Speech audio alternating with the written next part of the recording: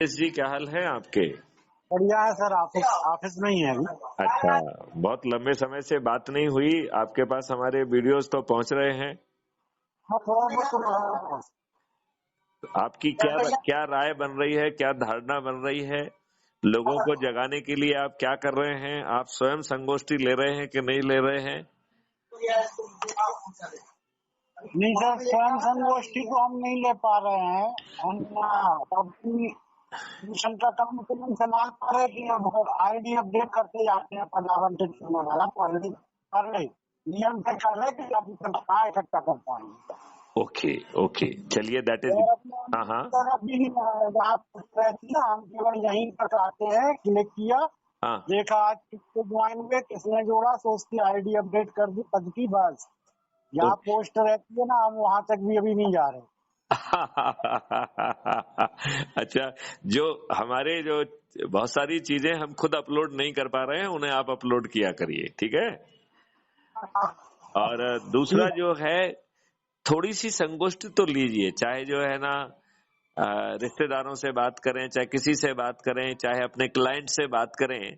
देखो आज के सिस्टम से तो हर कोई उत्पीड़ित है कि नहीं है?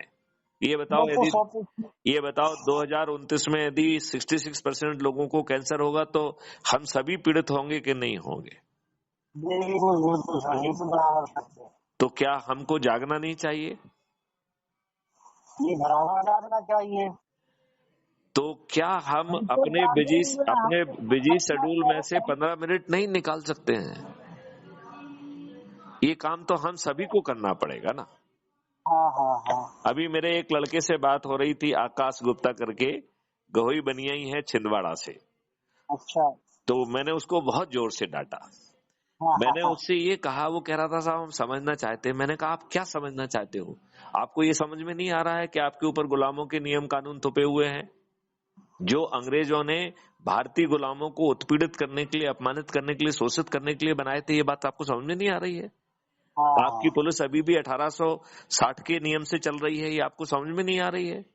अभी जो आईपीसी एविडेंस एक्ट और उसमें जो सुधार किए गए हैं वो बहुत कम किए गए हैं, और उनसे बहुत ज्यादा सुधार की जरूरत है, जिससे बिना थाने जाए आपकी एफआईआर दर्ज हो। गलत एफआईआर दर्ज करने में आप जेल में सड़ने के लिए मजबूर हो, तो ना आप गलत एफआईआर कर पाए, ना आप गलत गवाही दे पाए, ना आप गलत एविडेंस क्रिएट कर पाए। यदि आप ऐसा करेंगे तो आप जेल में सड़ेंगे। ये नियमों में प्रावधान करना होगा कि नहीं करना होगा? करना ही चाहिए, करना तो ही होगा। वो तो अभी जो संशोधन हो रहा है उससे तो नहीं हो रहा है। हाँ हाँ। क्राइम फ्री भारत में जो है ना, पुलिस जो है अकाट साक्ष्य इकट्ठा करने की जो क्षमता दी जा रही है, उसे कानूनी सपोर्ट मिलना चाहिए कि नहीं मिलना चाहिए? बराबर मिलना चाहिए। जो क्राइम फ्री भारत का डिस्ट्रीब्यूटेड वीडियो बेस्ड ट्रायल है, जिसमें किसी को जो है ना कोर्ट नहीं जाना होगा, बिना कोर्ट जाए हमको अधिकतम 30 दिन में न्याय मिलना चाहिए, इसका हमें कानून का प्रावधान करना चाहिए कि नहीं करना चाहिए? बिल्कुल करना चाहिए। डिजिटल चित्रगुप्त के तहत हम सभी जो ना अपराधियों के बारे में हमें 360 डिग्री की इंफॉर्मेशन मिले, और वो घर से अपराध करने निकले, तो 2029 तक हमारी इतनी क्षमता हो जाए कि 99% केसेस में हम उसे अपराध करने के पहले गिरफ्तार कर लें, और उसे फंडामेंटल राइट टू प्राइवेसी दे दें। यदि वो अपराध घटित करे तो उसे उसका जो है राइट टू प्राइवेसी सीज हो जाएगा, और सिस्टम ही उसकी रिपोर्ट कर देगा, सिस्टम ही एविडेंस दे देगा, सिस्टम ही जो है ना उसका ट्रायल करा देगा और 30 दिन में सजा दिला देगा। ऐसा सिस्टम के लिए हमें कानून में प्रावधान करना चाहिए कि नहीं करना चाहिए? बराबर करना चाहिए। तो फिर इसमें मैंने ये कहा, क्या समझ में नहीं आ रहा है आपको? आपके ऊपर जो अभी प्रशासनिक व्यवस्था है, वो अंग्रेजों ने आपके शोषण के लिए, आपके उत्पीड़न करने के लिए, उसके अपमानित करने के लिए बनाई थी, और अब वो राजनेताओं की चरण सेवक होकर पूरी तरह से जो है ना भ्रष्टाचार में भी लिप्त हो गई है। हो गई कि नहीं हो गई है? बिल्कुल हो गई, बिल्कुल। आप ये बताइए, जो है वो गलत निर्णय लेती है और आप जो है परेशान बने रहते हैं सालों साल, उसकी कोई अकाउंटेबिलिटी है क्या? वर्तमान में तो कोई अकाउंटेबिलिटी नहीं है, उसको निर्धारण किया जाना चाहिए। तो वही हमने आकाश गुप्ता से कहा कि भाई साहब आपको क्या समझ में नहीं आ रहा है? आपको ये समझ में नहीं आ रहा है क्या कि आप केवल 15 करोड़ लीटर दूध प्रतिदिन जो है पैदा कर रहे हो, और 65 करोड़ लीटर कंज्यूम हो रहा है। 50 करोड़ लीटर दूध जो है वो यूरिया जैसे घातक पदार्थों से बनाया जा रहा है, और जो ये बना रहे हैं वही जो है ना इन नेताओं को जो है ना पैसे दे रहे हैं, उन्हीं को टिकट मिल रहा है, और वही जो है ना मंत्री भी बन जा रहे हैं। ये क्या समझ में नहीं आ रहा है इसमें आपको? बहुत डांटा मैंने उसको, बहुत डांटा।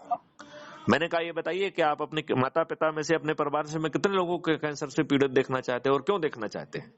हाँ। इसमें क्या समझ में नहीं आ रहा है आप?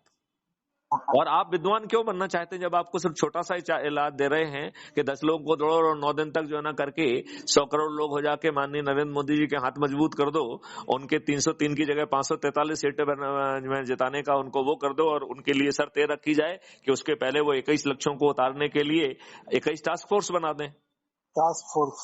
और मैथिली शरण गुप्त जो है ना उनका मार्गदर्शन कर देंगे। 1 साल के अंदर जो है ना जमीन पे बदलाव हो जाएगा, 2029 तक आप महापरिवर्तित भारत में पहुंच जाएंगे। हमने कहा इसमें क्या समझ में नहीं आ रहा है आप?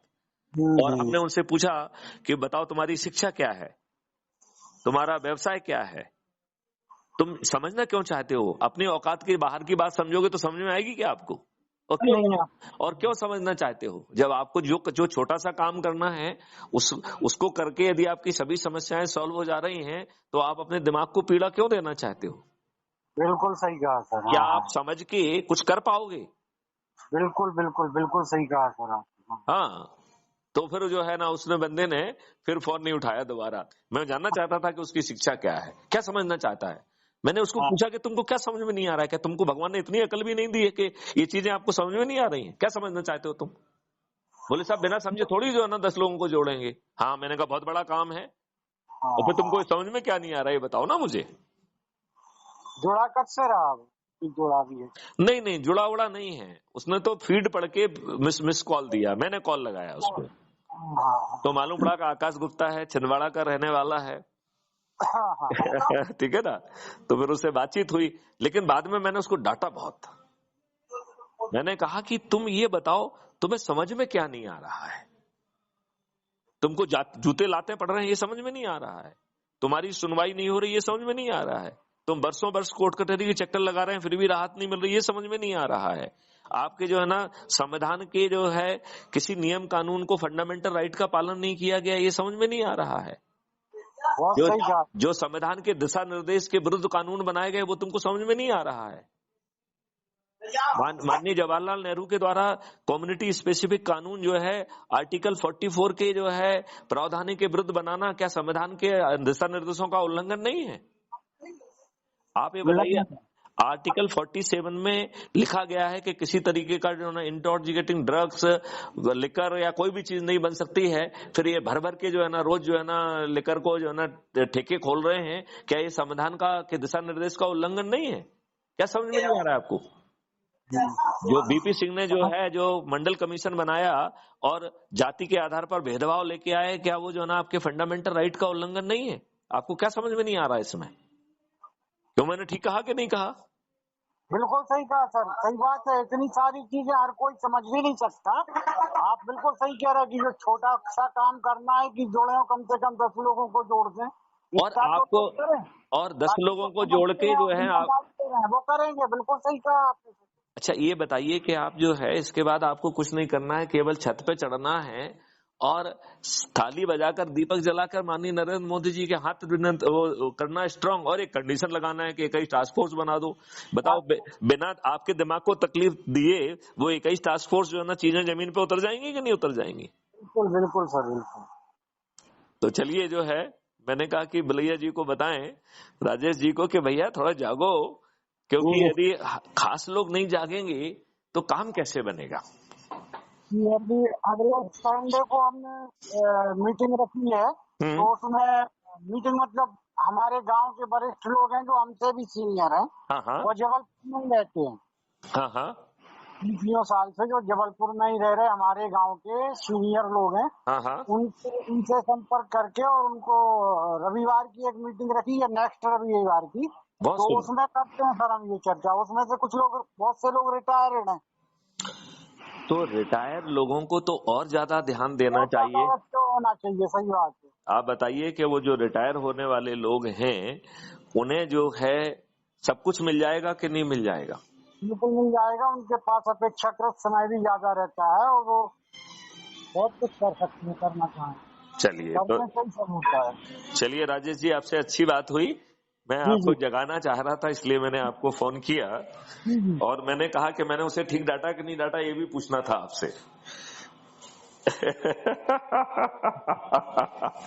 क्योंकि मुझे क्या लग रहा है कि स्पीकर ऑन करके बातचीत सुन रहे हैं आपकी। हाँ हाँ, यहाँ 5-7 लोग और भी बैठे हैं, सीनियर एडवोकेट वगैरह भी बैठे हैं, वो सब सुन रहे हैं आपकी चर्चा।